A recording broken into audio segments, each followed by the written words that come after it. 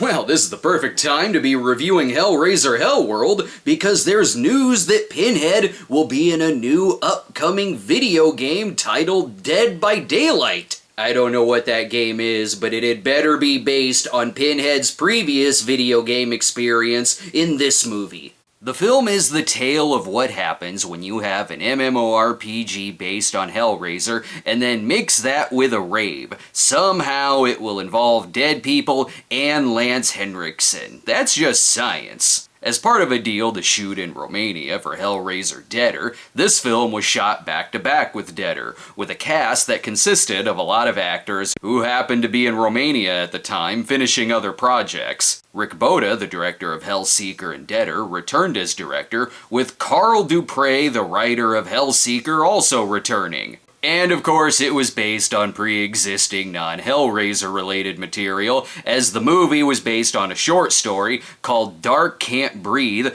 by Joel Soisson, who also wrote the Mimic sequel, the Pulse sequels, that Hollow Man sequel, and the Prophecy sequels. All of those also needed video game tie-ins. This one is starting out strong. Looks like someone is working hard to bury these movies from the continuity.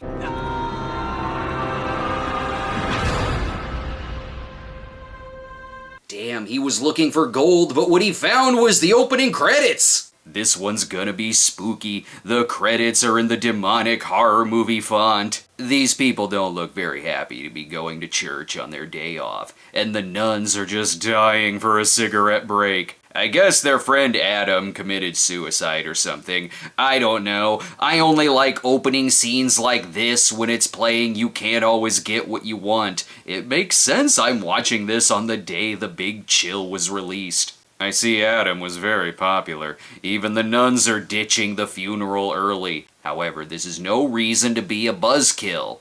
I'm just great, Mike. Aren't we all just fucking great? You are in a church, mister! Some of this cast looks very familiar. Christ. How many times you had to tell a guy it's just a stupid game? Hey. I don't care what anyone says, Henry Cavill was the best Mike from Hellraiser Hellworld. They've all been addicted to a game called Hellworld, and it's made them awkward.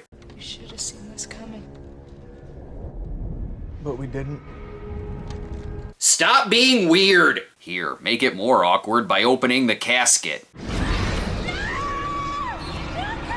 Adam requested to be buried with a jump scare. It's 2 years later, and they haven't done shit in that time, except have fake-out dream sequences while sleeping on the couch, and also scaring their friends. What? I paid a grip $100 for this thing on the internet. $100? Tommy Jarvis would have made that for you for half that price. I can see why they're addicted to this game. The box. You opened it. Game. The game makers got Pinhead himself to do the voice work! The game invites them to a rave. They only have to do one thing for admission. But Derek and Allison would never waste a perfectly good Friday night in Hellworld. Make the humor in the movie like a sitcom. I have several questions, like who took the picture on that shirt? Do the Hellraiser movies exist in this universe? This game seems exciting. It's the most addicting game since Taboo on the NES. With Pinhead's voice in the background, it's the most lines Pinhead has had in any of these direct-to-video sequels. And now they are off to the rave! But first, gotta pick up the year 2005. We got all of the best mid-2000s horror movie music.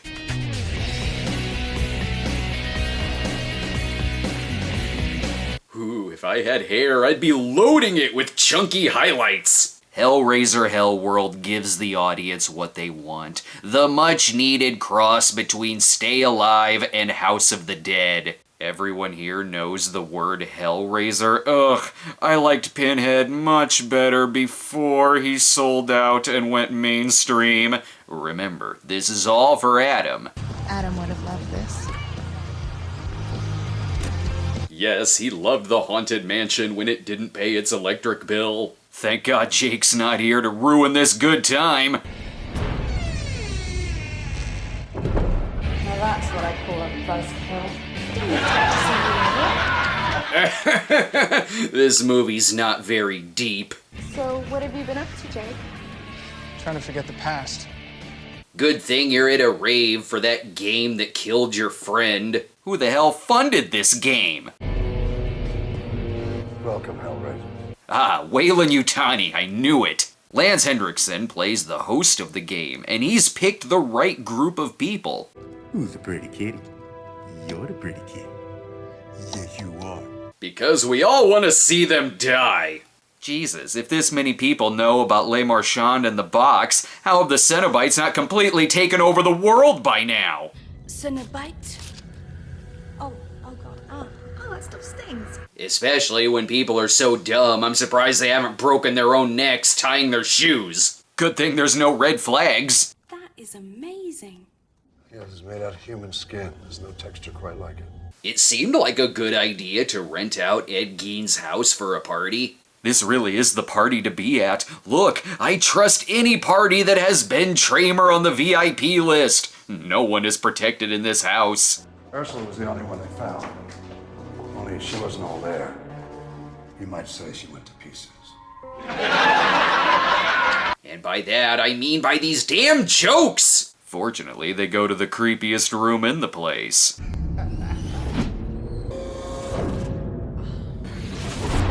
It's where they bottle and store unnecessary 2000s editing. He's like the Willy Wonka of the Hellraiser world. The jarred fetuses taste like snozberries. This all seems legit. What the fuck? Oh yeah, now it's weird. They have to keep baby Oopsie-Daisy bottled up for safety. They all think the box is just a myth, as if you would ever want to question Lance Henriksen. Someone in the editing room opened the box, cause I can't tell what's going on! Just know that Pinhead has been edited in there seamlessly. Mike knows exactly how to cue the 2000s horror rock. I need a drink. You know the best part of these jokes? It's not the music. Can you hear me now? Can you hear me now? Can you hear me now? Ah, timeless. How about more commercials? Hellraiser Hellworld will be right back after these messages. Great Halloween parties begin at Walgreens. Candy, party decorations, masks, costumes, makeup. Everything you need for Halloween fun now at Walgreens. This is like the Halloween resurrection of the Hellraiser franchise, only without the charm of Busta Rhymes kung fu fighting. I sense these characters will have no problem hooking up. I'm not Mr. Right, but I'm Mr. Right now. Jesus, the characters from Hostel would tell them to tone down the douchery. The dialogue may be awful, but so far it's been above that went well. But when you sober up, I expect an apology. Well, that went well. It was a mistake to give the rights of the Hellraiser series to Chuck Lorre. It's hard for me to feel bad for people this stupid. Yeah, right. As if. And when they belong in a Disney Channel comedy. In her defense, she is looking for a creepy old chair that will kill her. Oh, thank God, there's one. Ooh, I have a bad feeling about this. My mistake, I'm accidentally reviewing a Saw film. Wow, let's never do that again. So is the host also Pinhead, or are they both just weirdly edited into this scene? And who made this game? Plus, I know he's not Pinhead. We were already told James Remar was Pinhead. Good lord, stop wandering off alone. You're never gonna find an orgy, just stop looking. Ah, perfect, a computer to play SimCity 2000. Wait, this isn't my computer. Where's my 3D maze? Where'd you get this? It was in your basement, caked in semen. Anyway, I should continue doing everything this guy says. It's just a game, right? Is it just a game now? And sorry for the cheap box budget. It's very fragile this time. To make matters worse, he witnessed the neighbor killing someone. This is Hitchcockian, mixed with a little 2000s sex comedy. Boobs. Play it cool, Henry Cavill. I'd love to see your puzzle box. Why is this movie stealing lines from the Cockraiser porn parody? They've got slow-mo dancing to attend to. Hang on, let me hack up another bad joke. I'm sure one is coming. Unfortunately, he has asthma and needs the antidote after Lao She poisoned his Budweiser. Obviously, it's fallen down into the creepy basement. It was Freddy that caused his asthma attack, isn't it? This is as good a spot as any to take a nap. He can use the fetuses as a pillow. But don't be surprised if a plastic surgeon wants to make you look like the Joker. That Pinhead is always so inventive about killing people.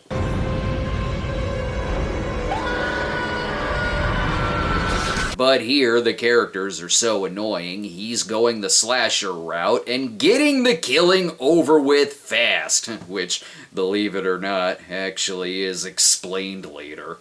This party is going downhill, but the nun looks happy since clearly she got her cigarette break. A creepy nun in a horror movie, I should definitely investigate this. Nothing bad ever comes out of that. At least he found a better place to lay down than the other guy. The fetus table turned out to be very uncomfortable. And up here you can get so laid. Eyes Nailed Shut is a very underrated Kubrick movie. This makes up for all the other Hellraiser movies' lack of cuddle time. He only gets off to flashbacks of Adam dying, Chelsea, and Lance's soothing voice. And I thought you had a high threshold.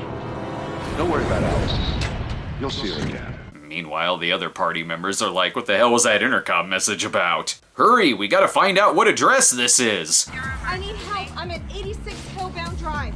That was less obvious than naming it Hellraiser 3 Hell on Earth Boulevard. You know what? As bad as this movie is... Sorry to bother you at this hour. It's all right.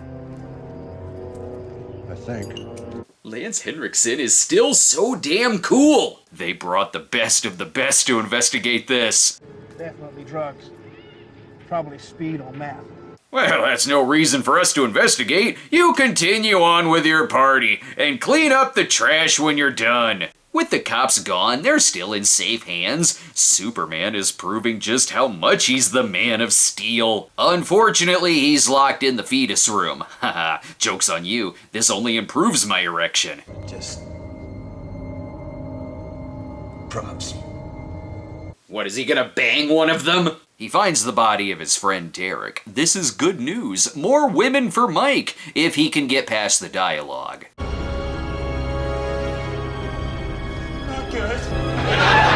Your sitcom one-liners will not save you. Definitely a kryptonite hook. If you ask me, Pinhead is losing his step a little. This is just the beginning. You're supposed to say that before he dies, not after. The gripping conclusion of Hellraiser Hellworld will continue after this message. So dial this number now if you dare. Talk to me live. Freddy Krueger is waiting just for you. $2 for the first minute, 35 cents each additional minute. Hey, turns out the front door works. Chelsea makes it outside with some hurdles. Like a bad horror movie, isn't it? Yes, as a matter of fact, it's exactly like a bad horror movie. Complete with bad fire effects when we see how Adam died. At least he got a free expansion pack out of it. Good thing there happens to be a cop standing there in the middle of nowhere. I still don't understand. Oh, I understand. Pinhead is doing a killer Jason Voorhees impression. Sure, she may have gotten out of the house, but thankfully she gets a fake phone call from her friend which sends her running back into Murder Factory. Ooh, genius points! I feel sorry for none of these people, but we were promised the resurrection of Superman in this film. Not this time, Chelsea. Great party, huh? Ugh, damn it, this is the version with the Joss Whedon scenes. You don't need me to play you the clip where he says, "Let's raise some hell." It's a given that that line would be in the film. Wow, on second thought, running back into the house was a really terrible mistake. Chelsea is an important character. She spells things out for the audience. Why don't I just go ahead and call you Pinhead? If that's what you want to think. So you are Pinhead, right? That obvious line has sealed it for me that he is not Pinhead. Let me guess, you're going to rip off your face and morph into some franchise icon, right? Clever. I'd make a joke, but what is this? Some kind of internet review or something? She is calling him out for not following the rules of the box. The rules that indicate there's gotta be a classic sitcom misunderstanding. Finally, something hilarious, and that wasn't even intended to be funny. Sure, Chelsea is possibly dead, but he still has to find out if the pizza he ordered is here. The fuck is going on? Who the fuck is this? Whoa, Jay, calm down. It's just me, Chelsea. Ooh, she's not dead, and she has his pizza. Again, they talk about the rules of the box not being followed, so what started out as Hostel is now Scream, laced with an LSD freakout film. Turns out they've all been poisoned with psychedelics. Somehow he knew they'd be dumb enough to cut themselves on a card and spray themselves in the face with perfume. Is it the hallucinating that's causing them to magically find important information, like Adam's stuff? Or to stupidly stick their hands in random holes in the floor? Turns out it's a revenge plot, where host isn't Pinhead, he's Adam's dad, who's concocted this elaborate plan to get back at those he feels are responsible for his son's death. Pumpkinhead stopped returning his calls, so he had to contact Pinhead, a game developer now, I guess. But a swift punch off the balcony isn't enough to destroy Lance. He'll still pop up to scare the hell out of you. I know that Pinhead was injected into the previous 3 movies, but this one definitely feels like it doesn't need him, as it's really just a slasher film about a vengeful dad fucking with these kids. And I found you, Jake, on the internet, in the Hellworld chat room. Oh, the things a young man will tell a prospective lover. I hereby want Lance Henriksen to host To Catch a Predator, and definitely keep the psychedelic powers. Why did you do this? Revenge. He's a very straightforward villain in the Hellraiser universe. They almost could say that this does take place in a universe outside the other movies, where someone drugged them to think they're all in a Hellraiser movie, when in reality they were just hallucinating, given they died in these caskets from clawing their own necks, fear, or an asthma attack. I'll give it this, didn't really see that explanation coming, but it does make me wish it were in a much better written film, because with another rewrite, it could have been the new nightmare of this series. When she's rescued, it sets it all up for the question of, is this really an illusion? Nah, these movies are known for their happy endings about sunrises. That's right, the person who made the phone call to save them was the ghost of Adam, who must spend an eternity staring out the window. I don't think this is an illusion. I think it's just stupid. Oh, you want it to get dumber? Why in God's name, after all of that, would you open that damn box? Well, I guess this means it's one of the only Hellraiser movies where Pinhead isn't defeated and screams "No!" at the camera. Though with it being Doug Bradley's last time in a Hellraiser movie, what will his final line in the series be? How's that for a wake-up call? That's unfortunate. Okay, why is this still going? Why is his ghost haunting them now? I'm sure all of these questions will be answered when Lance Henriksen and Doug Bradley return together in Pumpkinhead Ashes to Ashes. Well, of the existing source material with Pinhead written into them Hellraiser series, this one was the worst. The others weren't great, but they weren't terrible either. This one, I'll say, does have a plot that sticks out from the others, with the other 3 being investigation films. This one's a straight-up slasher movie that's near close to being the most meta of the series. But with its terrible dialogue and stupid characters, it's hard to give a shit. Although it is funny that out of all the Hellraiser movies, this one's the 8th in the series, yet somehow is by far and away the most dated out of all of them, with all the technology and bad 2000s editing. I'm sure they'll make up for it in the 2011 sequel Hellraiser Revelations. Now, if you'll excuse me, I'm gonna go drop acid and watch Psych Out. Not because I just watched Hellraiser Hellworld, but because it's Monday.